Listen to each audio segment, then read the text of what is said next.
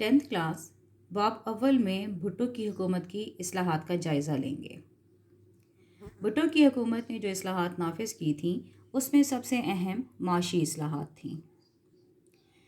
اس سلسلے میں حکومت نے عوام کو ضرورت کی تمام اشیاء پر سبسڈی دی تھی۔ سبسڈی کا مطلب ہوتا ہے کہ اگر کوئی چیز قیمتاً مہنگی ہے تو اس کا بوجھ عوام پر نہ ڈالا جائے، اس کا کچھ پرسنٹیج حکومت ادا کرتی ہے اور باقی عوام ادا کرتی ہے۔ اس طرح مہنگائی کو کنٹرول میں رکھا جاتا ہے۔ اس کے علاوہ کاشتکار ان کو کھاد، جو ٹریکٹر تھا وہ، اور بیج آسان قسطوں پر ادا کیے گئے۔ کاشتکاروں سے فصل خریدنے پر امدادی قیمت دی گئی۔ اس کا مطلب یہ تھا کہ اگر فصل زیادہ ہو جاتی ہے اور کاشتکار کو نقصان ہوتا ہے تو حکومت اس نقصان کو خود برداشت کرے گی اور کاشتکار کو اس کی مناسب قیمت ادا کی جائے گی۔ جو سرکاری ملازمین تھے ان کی تنخواہیں اور مراعات کا بھی جائزہ لیا گیا اور ملازمین کے جو بے شمار اسکیل تھے ان کو ختم کر کے 22 اسکیل کر دیے گئے۔ اس کے علاوہ ملازمین قرضے کی سہولت بھی حاصل کر سکتے تھے۔ ان کی پینشن کی شرح میں بھی اضافہ کیا گیا۔ جو کم تنخواہ پانے والے سرکاری ملازمین تھے ان کے بچوں کو تعلیم کی سہولت فراہم کرنے کے لیے ان کی فیس معاف کر دی گئی۔ ملازمین کی تفریحی سہولتوں میں اضافہ کیا گیا اور جو پینشنرز فوت ہو جائیں گے ان کی بیوہ کو پینشن کی سہولت فراہم کی گئی۔ باقی اداروں کی طرح پولیس فورس میں بھی ملازمین کو سہولتیں اور مراعات دینے کا اعلان ہوا۔ بھٹو کی حکومت نے پہلی بار لیبر اصلاحات میں مزدوروں کے حقوق کے لیے قانون سازی کی۔ مزدوروں کو سرمایہ داروں کے ہاتھوں محفوظ رکھنے کے لیے جو اصلاحات کی گئیں اس میں سب سے پہلا کام انہوں نے یہ کیا کہ مزدوروں کو میڈیکل کی سہولت دی گئی۔ اگر کوئی مزدور زخمی ہو جائے گا تو اس کے علاج کا سارا خرچہ ادا کیا جائے گا۔ مزدوروں کے لیے بونس کی ادائیگی لازمی قرار دے دی گئی۔ اوور ٹائم کی سہولت دی گئی۔ مزدور تحریک یونین اور اس کے علاوہ ٹریڈ یونین کا نظام بھی تعارف کروایا گیا۔ اگر مزدور بوڑھے ہو جاتے ہیں تو ان کے بڑھاپے کی پینشن اور اجتماعی بیمہ بھی لازمی قرار دیا گیا اور ان کو بغیر کسی وجہ کے ان کی نوکری سے برخاست نہیں کیا جائے گا۔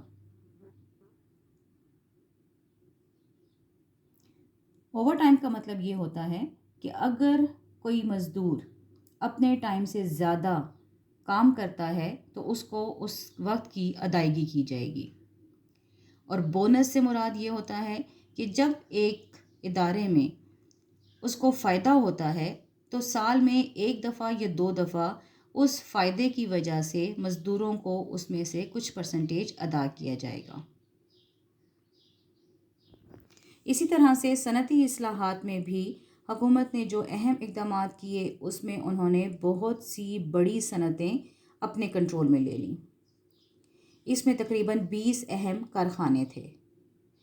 اس کے علاوہ 16 جنوری 1972 کو مزید 11 کارخانے سرکاری کنٹرول میں لیے گئے تھے۔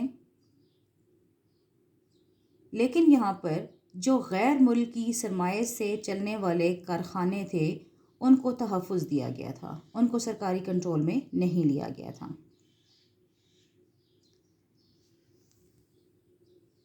ان سرکاری اصلاحات کا نتیجہ یہ نکلا کہ ملکی معیشت پر حکومت کی گرفت مضبوط ہو گئی تھی، لیکن کیونکہ سرمایہ داروں کو تحفظ نہیں دیا گیا تھا اس لیے نجی شعبے میں سرمایہ کاری کی رفتار کم ہو گئی تھی۔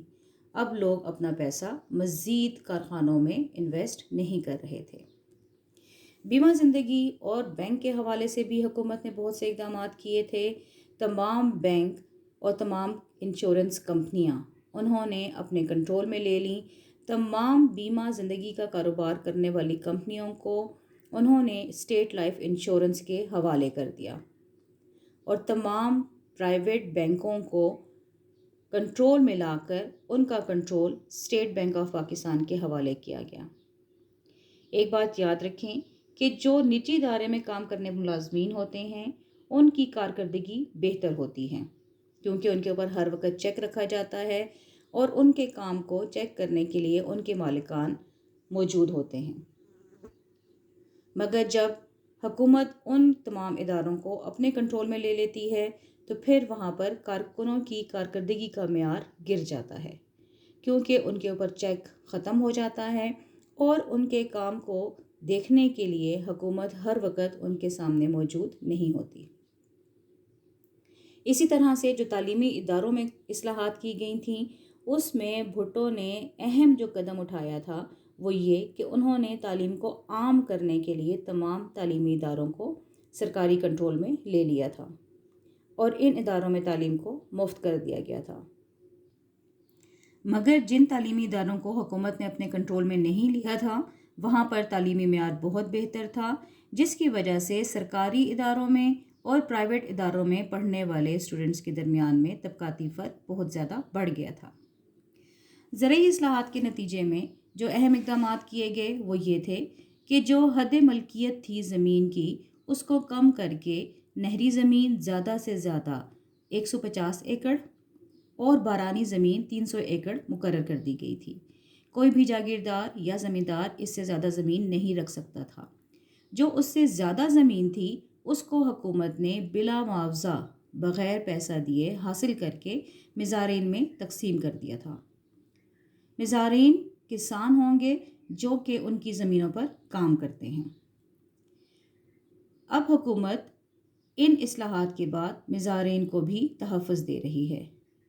جاگیردار مزارعین کو بغیر کسی وجہ کے ان کے کام سے بے دخل نہیں کر سکتے۔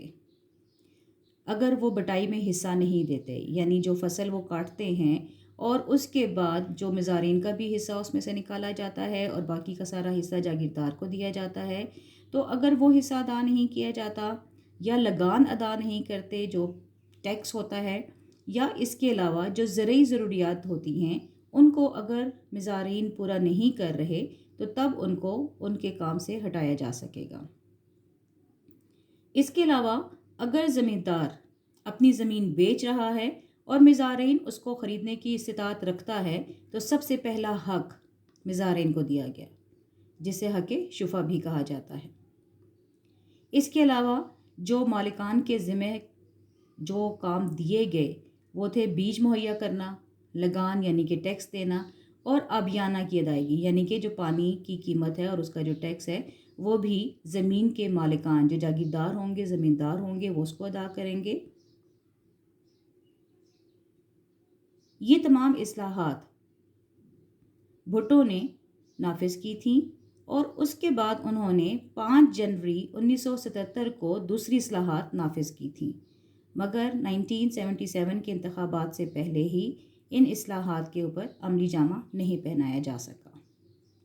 ان کے اوپر عمل درآمد کرنا مشکل ہو گیا تھا کیونکہ اس وقت بھٹو کی حکومت کے خلاف حالات خراب ہو چکے تھے۔